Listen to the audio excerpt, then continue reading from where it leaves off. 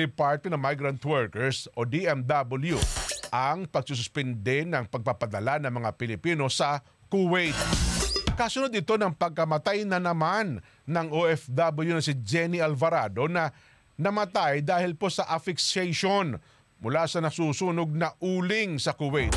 Ang insidente na kasama rin ang pagkamatay ng dalawang Nepali na kasambahay ay nagbigay diin sa mga panganib na kinakaharap ng mga Pilipino domestic workers sa Kuwait.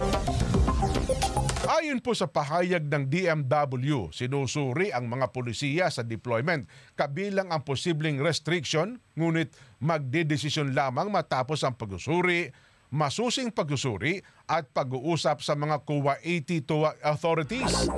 Pinatitibay din ng DMW ang proseso sa paghawak ng labi ng OFWs upang maiwasan ng maling pagkapalit ng katawan. Oo nga, no? Sino nga ba yung nangyari sa Pilipinas? Yung kamag-anak nila, iyak sila ng iyak nung tinignan, sino ito? Sino po ito na? Nagkapalitan eh. Nagkamali ng pagpapadala ng bangkay sa kanila. Naku po. Yun, kasi nga walang ingat. Pero ako ho, sa totoo lang, ito, personal ko po ito ha.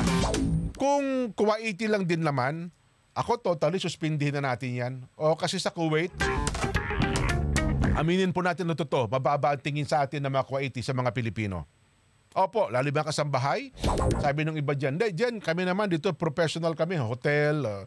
Pero ako ho, bilang, napakalit. Gano'n ba ang kailangan natin ipadala sa Kuwaiti? Gano'n karami? 100? 200? Ano ho? Marami pang bansang iba. Apakaliit po ng bansang Kuwait. Napakaliit na bansa po.